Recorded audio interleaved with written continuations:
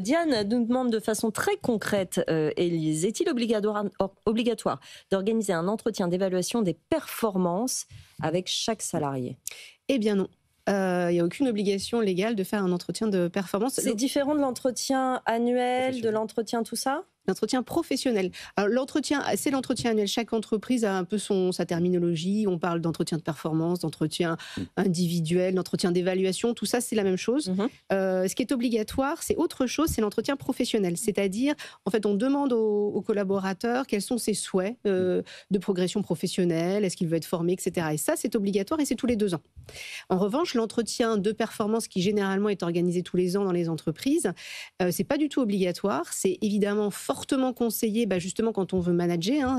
C'est un moment, un rendez-vous essentiel avec ses collaborateurs, avec son équipe, pour dire les choses positives et pour dire les choses qui ne vont pas, pour fixer les objectifs pour l'année à suivre. Donc c'est essentiel de le faire, mais contrairement à ce qu'on peut avoir en tête, parce que c'est très répandu, c'est pas obligatoire. En termes de communication, on dit souvent dans cette émission qu'il faut le faire et qu'il faudrait même en faire plus que ça, c'est-à-dire aller voir ses supérieurs hiérarchiques, peut-être tous les 3 mois, tous les 2 mois, hiérarchiques, je vais y arriver, pour maintenir un fil de communication et que le dialogue et justement les problèmes soient mieux réglés, peut-être, Audrey Dufresne. Tout à fait, je suis complètement alignée avec ça.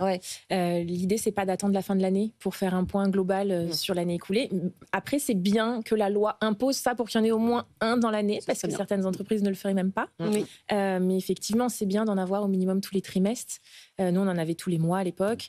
Et certaines entreprises lient les deux, l'entretien de performance et l'entretien professionnel. Il faut faire attention aussi. Alors peut-être que vous répondrez mieux que moi. Il faut bien le dissocier, mais on peut le faire en même temps. Il faut bien le dissocier. Exactement. Pour montrer qu'on l'a, pour justifier ensuite qu'on l'a fait. Je pense que dissocier, c'est mieux parce que, d'ailleurs, la loi a vu juste pour une fois avec l'entretien professionnel, puisqu'on a séparé finalement le vrai dialogue sur l'évolution, la carrière, la mobilité, la formation, les aspects nobles du dialogue, et les aspects performance, argent, etc.